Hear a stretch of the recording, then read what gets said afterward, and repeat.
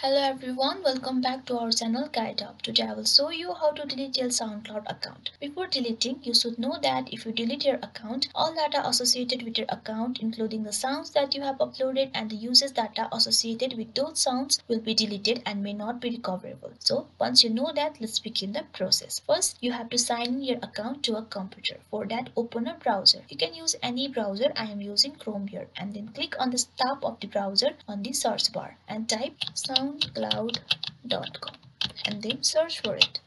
Here you will see the home page. First sign in your account and then only you will see the home page. Then click on the three dot at the top right corner right beside the envelope icon. Once you click on it, you will see a drop down list. Click on the settings option right above sign out.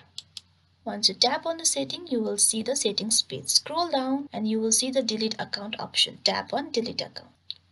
Once you tap on delete account, you will see a dialog box where you have to choose why you want to delete account. Choose one of the option by tapping on the checkbox.